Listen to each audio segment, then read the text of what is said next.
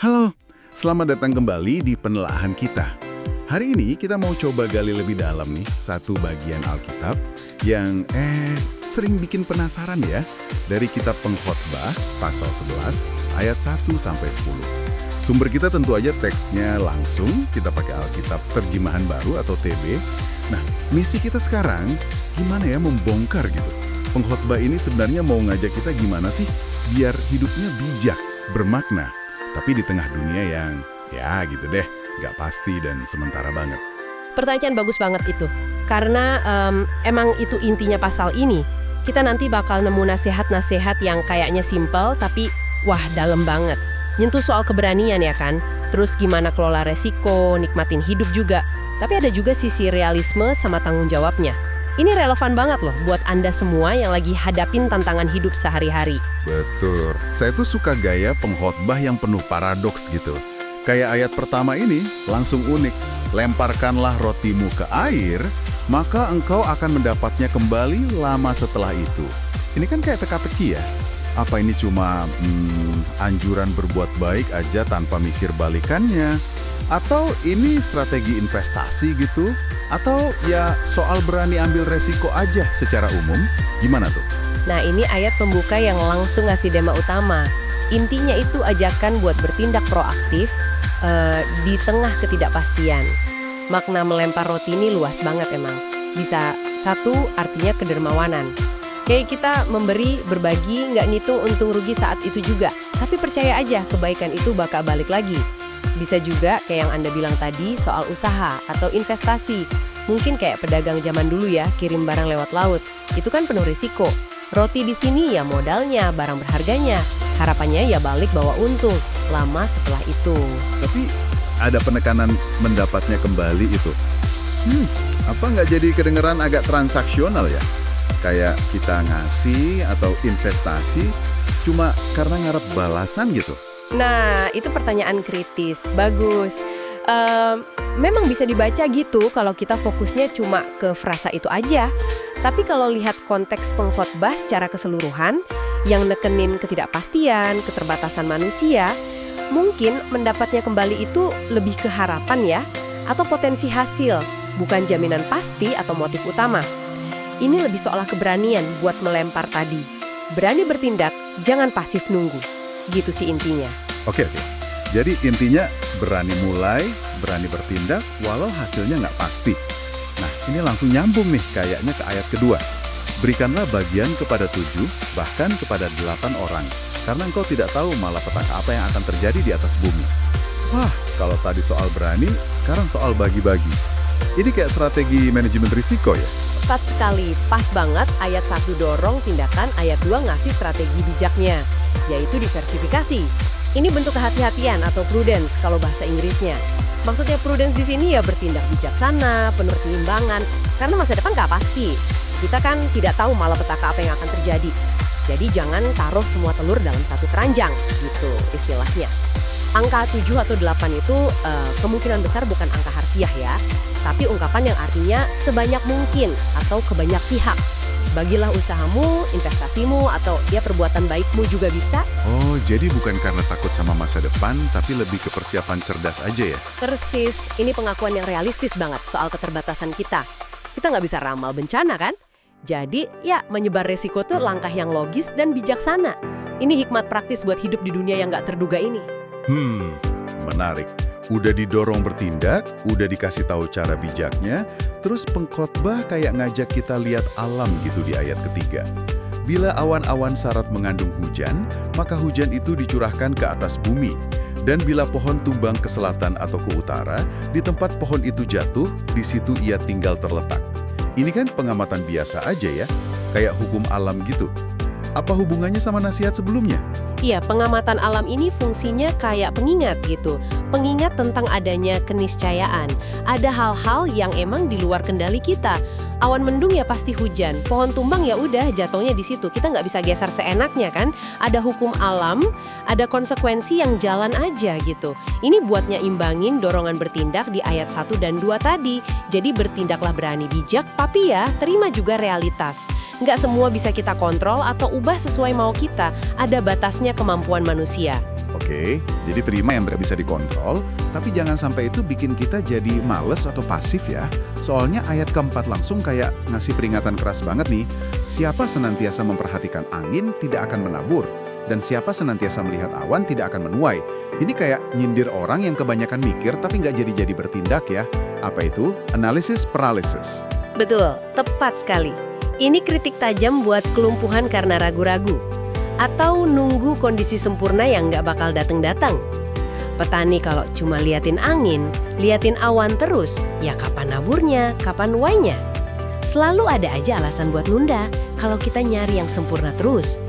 Ayat ini tuh panggilan kuat buat balik lagi. Ayo bertindak. Lawan keraguan, mulai aja kerjanya. Walaupun kondisi nggak 100% pasti. Hasil itu datangnya dari tindakan nyata kan? Rangkaian pemikiran ini keren banget sih. Terus kita dibawa ke perenungan yang lebih dalam lagi nih di ayat kelima. Sebagaimana engkau tidak mengetahui jalan angin dan tulang-tulang dalam rahim seorang perempuan yang mengandung, demikian juga engkau tidak mengetahui pekerjaan Allah yang melakukan segala sesuatu. Wah, perbandingannya ini kuat banget ya. Misteri alam, misteri kehidupan, dipakai buat gambarin ketidaktahuan kita soal pekerjaan Tuhan. Dalam. Ini salah satu puncak perenungan di pasal ini menurut saya. Menekankan kedalaman misteri itu sendiri dan juga keterbatasan fundamental pengetahuan manusia.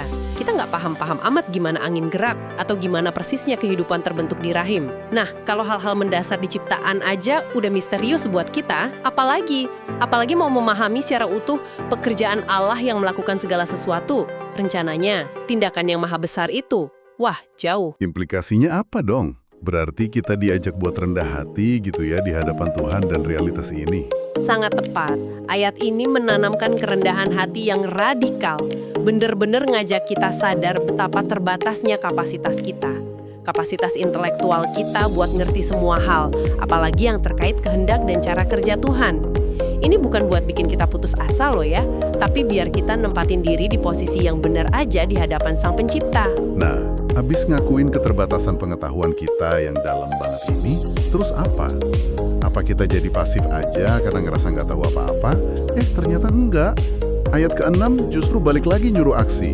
Taburkanlah benihmu pagi-pagi hari, dan janganlah memberi istirahat kepada tanganmu pada petang hari, karena engkau tidak mengetahui apakah ini atau itu yang akan berhasil, atau kedua-duanya sama baik.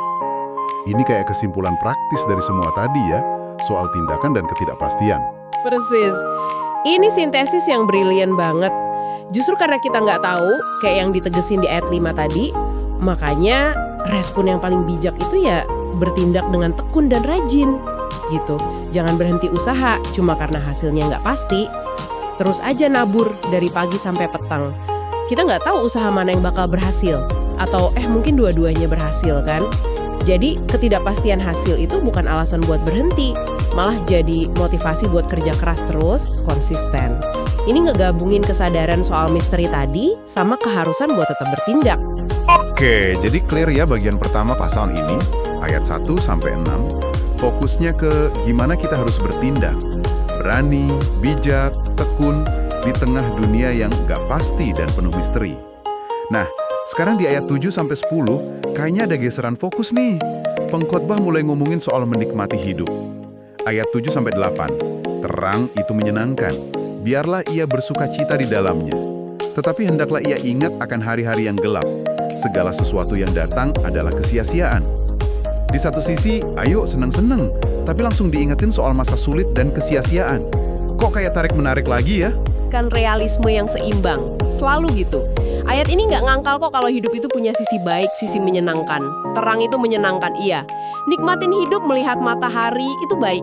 Jadi pesannya nikmati aja karunia saat ini. Bersukacitalah selagi bisa. Ini pengakuan yang positif terhadap anugerah hidup. Tapi, ada tapinya, sukacita itu harus dibarengi sama kesadaran yang realistis. Realistis dalam arti apa nih? Realistis bahwa hidup itu nggak selamanya indah. Ingat akan hari-hari yang gelap. Dan juga kalau dilihat dari kacamata kekekalan atau bahkan sekedar jangka waktu yang panjang, banyak pencapaian pengalaman duniawi kita itu sifatnya sementara, fana atau sia-sia. Dalam bahasa Ibraninya kan hevel kayak uap atau napas cepat hilang. Fana di sini artinya ya dia nggak abadi, bakal lewat. Ini bukan ajakan buat depresi atau jadi sinis ya, bukan. Tapi biar kita punya perspektif yang benar. Nikmati yang baik sekarang, tapi jangan naif juga. Sadar kalau hidup ini rapuh dan sementara. Oke, jadi bukan berarti sukacitanya jadi salah atau nggak penting karena adanya kesia-siaan itu. Justru kebalikannya. Pemahaman soal kesementaraan itu malah bisa bikin kita lebih menghargai momen-momen sukacita saat ini. Ini jadinya sukacita yang matang, yang nggak tutup mata sama realitas kesulitan dan kefanaan.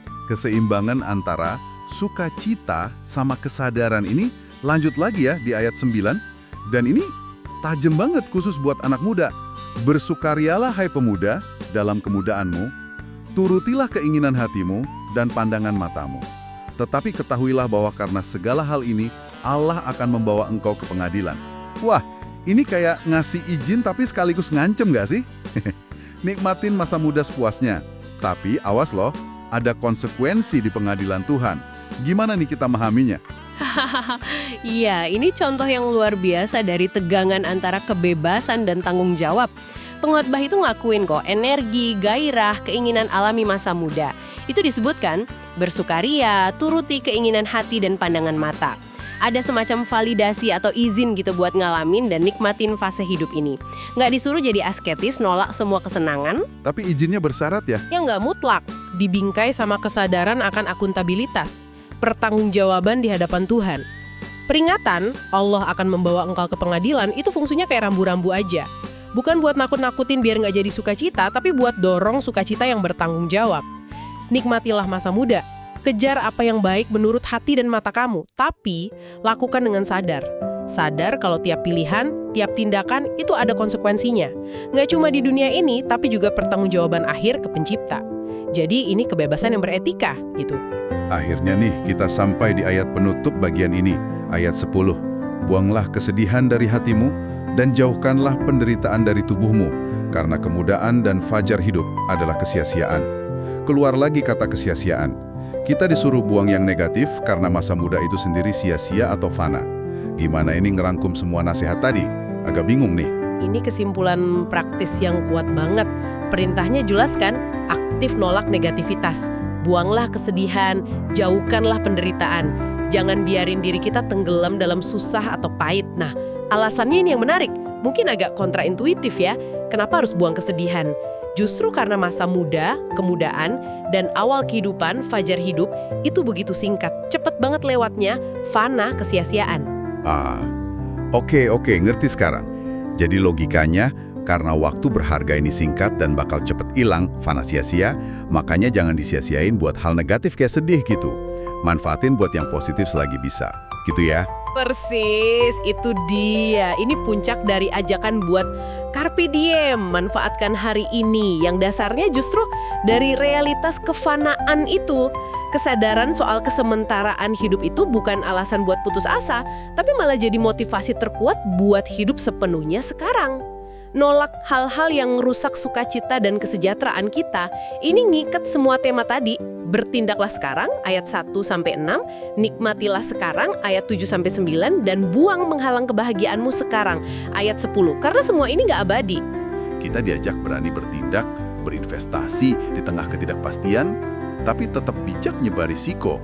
Kita diingetin buat nerima hal yang di luar kendali, tapi nggak boleh lumpuh karena ragu.